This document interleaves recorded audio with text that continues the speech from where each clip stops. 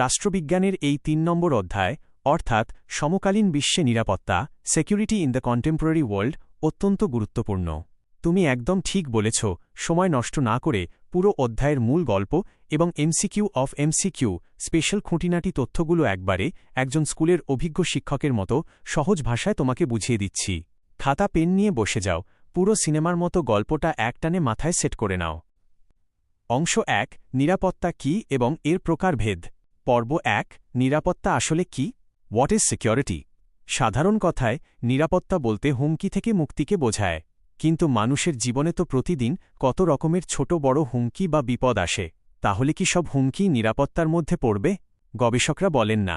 কেবলমাত্র সেই সব বিপজ্জনক হুমকি নিরাপত্তার আলোচ্য বিষয় যা আমাদের মৌলিক মূল্যবোধকে চিরতরে ধ্বংস বা বিপন্ন করতে পারে। সহজ কথায়, যে বিপদ মানুষের জীবন এবং দেশের অস্তিত্বকে শেষ করে দিতে পারে সেটাই হল নিরাপত্তা সংক্রান্ত সমস্যা। এই নিরাপত্তাকে মূলত দুটি ভাগে ভাগ করা যায়। ১ প্রথাগত বা প্রচলিত নিরাপত্তার ধারণা ট্র্যাডিশনাল সিকিউরিটি। ২ অপ্রথাগত বা অপ্রচলিত নিরাপত্তার ধারণা নন ট্র্যাডিশনাল সিকিউরিটি। অংশ ২ প্রথাগত বা প্রচলিত নিরাপত্তার ধারণা। প্রথাগত নিরাপত্তা কি? এর মূল কথা হল একটি দেশের সার্বভৌমত্ব, স্বাধীনতা এবং ভৌগোলিক অখণ্ডতাকে রক্ষা করা। এটি মূলত সামরিক শক্তির সাথে সম্পর্কিত। এর আবার দুটি দিক আছে, বাহ্যিক ও অভ্যন্তরীণ। পর্ব ২ বাহ্যিক নিরাপত্তা এক্সটার্নাল সিকিউরিটি।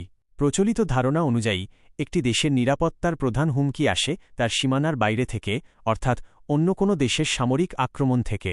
এই বাহ্যিক নিরাপত্তা রক্ষার ৪টি মূল উপাদান রয়েছে। ১ নিবৃত্তি ও প্রতিরক্ষা ডিটারেন্স অ্যান্ড ডিফেন্স। যুদ্ধ যাতে শুরুই না হয় তার জন্য আগে থেকে শত্রুকে ভয় দেখানো বা যুদ্ধ প্রতিরোধ করার নীতিকে বলে নিবৃত্তি। আর যুদ্ধ যদি লেগেই যায় তবে তার ক্ষয়ক্ষতি সীমিত করা বা যুদ্ধ শেষ করার নীতিকে বলে প্রতিরক্ষা। পরীক্ষায় এই দুটোর পার্থক্য এমসিকিউতে দেয়। ২ শক্তিসাম্য ব্যালেন্স অফ পাওয়ার। এর অর্থ হল নিজের চারপাশের বা প্রতিবেশী দেশগুলোর তুলনায় সামরিক, অর্থনৈতিক ও প্রযুক্তিগত ক্ষমতার একটি ভারসাম্য বজায় রাখা, যাতে কোনো একটি প্রতিবেশী দেশ হঠাৎ খুব বেশি শক্তিশালী হয়ে অন্য দেশের ওপর নিজের ইচ্ছা চাপিয়ে দিতে না পারে। ৩ জোট গঠন অ্যালায়েন্স বিল্ডিং। কোনো সম্ভাব্য সামরিক আক্রমণ মোকাবিলা করার জন্য সমস্যার্থের বন্ধনে আবদ্ধ হয়ে ২ বা ততোধিক দেশ মিলে সামরিক জোট গড়ে তোলে ইডিওগ্রাফিক পিরিয়ড। যেমন ঠান্ডা যুদ্ধের সময়ে আমেরিকার নেতৃত্বে গঠিত হয়েছিল ন্যাটো, নেটো ও সিয়াটো SEATO এবং সোভিয়েতের নেতৃত্বে ওয়ারশ জোট। ৪ সামরিক কার্যকলাপ বিদেশি রাষ্ট্রের সামরিক তৎপরতা রুখে দেওয়া। যেমন ১৯৬২ সালে চীনের আক্রমণের ফলে ভারতের বাহ্যিক নিরাপত্তা বড় হুমকির মুখে পড়েছিল। পর্ব ৩ অভ্যন্তরীণ নিরাপত্তা ইন্টারনাল সিকিউরিটি। এর অর্থ হল দেশের ভেতরের শান্তিশৃঙ্খলা বজায় রাখা, জনগণের জীবন ও সম্পত্তি রক্ষা করা এবং বিদ্রোহ বা উগ্রপন্থা প্রতিহত করা।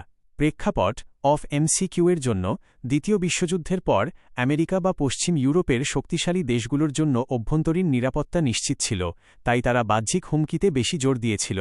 কিন্তু এশিয়া ও আফ্রিকার সদ্য স্বাধীনতাপ্রাপ্ত তৃতীয় বিশ্বের দেশগুলির ক্ষেত্রে বাহ্যিক ও অভ্যন্তরীণ দুদিক থেকেই হুমকি ছিল। তাদের দেশের ভেতরে বিচ্ছিন্নতাবাদী আন্দোলন, গৃহযুদ্ধ, সামাজিক বিভাজন এবং সামরিক অভ্যুত্থানের, যেমন পাকিস্তান ও বাংলাদেশে মতো বড় বড় হুমকি ছিল। একনজরে পার্থক্য এমসিকিউ বুলেটস। অভ্যন্তরীণ নিরাপত্তার উৎস দেশের ভেতরের পরিবেশ, যেমন বিচ্ছিন্নতাবাদী আন্দোলন। বাহ্যিক নিরাপত্তার উৎস সীমান্ত পারের অন্য দেশের সামরিক শক্তি। বাহ্যিক নিরাপত্তার মূল উপায় শক্তিসাম্য, জোট গঠন, নিবৃত্তি ও প্রতিরক্ষা। অংশ ৩ প্রথাগত নিরাপত্তা ও সহযোগিতা। প্রচলিত নিরাপত্তা বজায় রাখার জন্য দেশগুলো হিংসা বা যুদ্ধ ছাড়াও কিছু সহযোগিতামূলক পদক্ষেপ নিতে পারে। ১ নিরস্ত্রীকরণ ডিসআর্মামেন্ট। মারণাস্ত্রের প্রতিযোগিতা বন্ধ করার জন্য নির্দিষ্ট কিছু মারাত্মক অস্ত্র তৈরি বন্ধ করা বা উৎপাদিত অস্ত্র ধ্বংস করাকে নিরস্ত্রীকরণ বলে। উদাহরণ ১৯৭২ সালের জৈব অস্ত্র সম্মেলন BWC এবং ১৯৯২ সালের রাসায়নিক অস্ত্র সম্মেলন CWC। ইডিওগ্রাফিক পিরিয়ড পরীক্ষায় এই দুটোর সাল খুব দেয়। ২ অস্ত্র নিয়ন্ত্রণ আর্মস কন্ট্রোল। নির্দিষ্ট কিছু অস্ত্রের ব্যবহার, উৎপাদন বা পরীক্ষা সীমিত করার প্রক্রিয়া। এর জন্য কিছু ঐতিহাসিক চুক্তি হয়েছিল। LTBT ১৯৬৩ বায়ুমণ্ডলে, মহাশূন্যে ও মাটির নিচে পারমাণবিক পরীক্ষা নিষিদ্ধ করা হয়।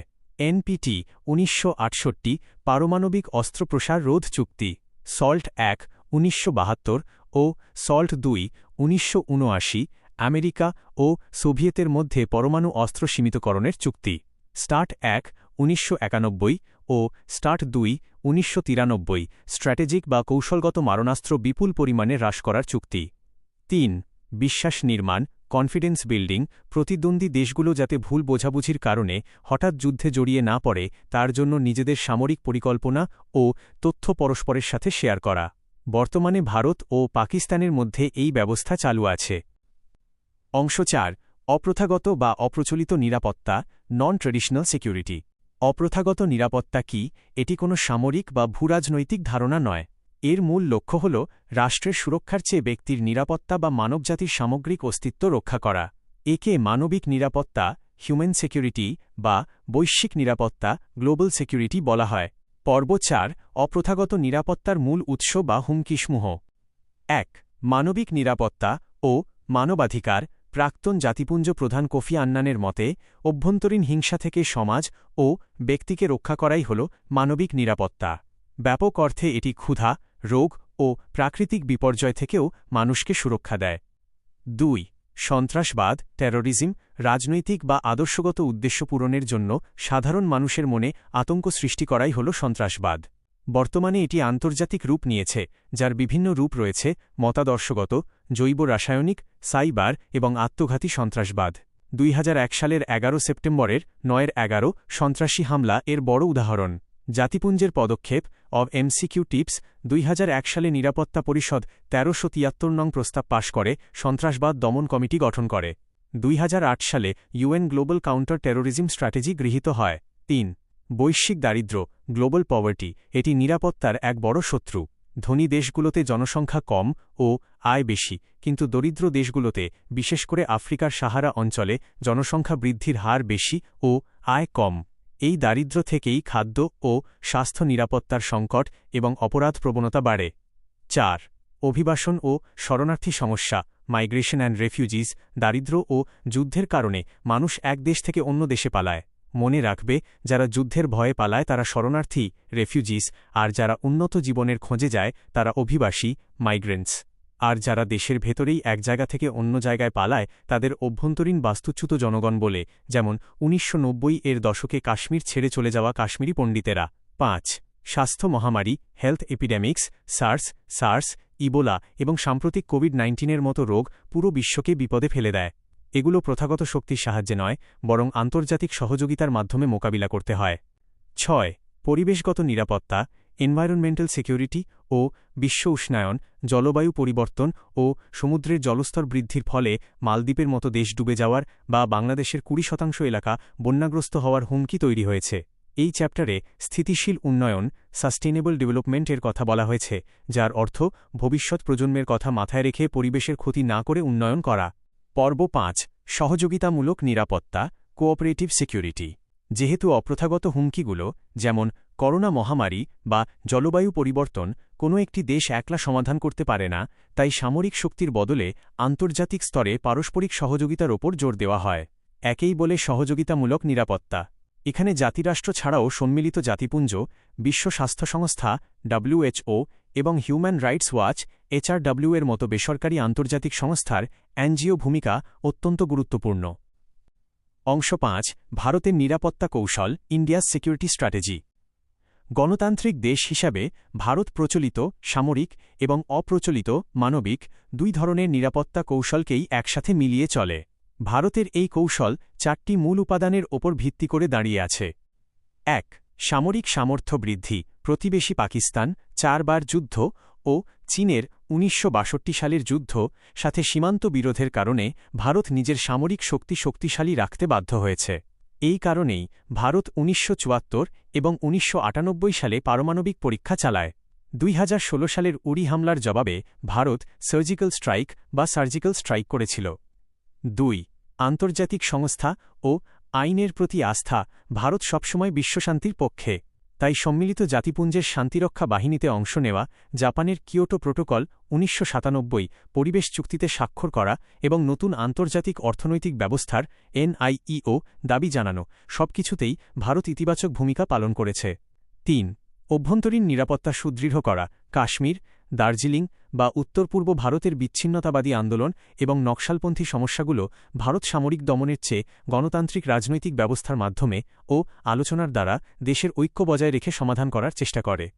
৪. অর্থনৈতিক প্রগতি ও দারিদ্র্য দূরীকরণ। ভারতের আসল নিরাপত্তা লুকিয়ে আছে দেশের সাধারণ মানুষের উন্নয়নে। তাই পঞ্চবার্ষিকী পরিকল্পনার মাধ্যমে দারিদ্র্য দূরীকরণ, অর্থনৈতিক বৈষম্য কমানো এবং জনগণের জীবনযাত্রার মান বাড়ানোর ওপর ভারত সরকার সবচেয়ে বেশি জোর দেয়। এই ৩ নম্বর অধ্যায়ের সুপার MCQ বুলেটস এগুলো ডাইরেক্ট পরীক্ষায় আসবে।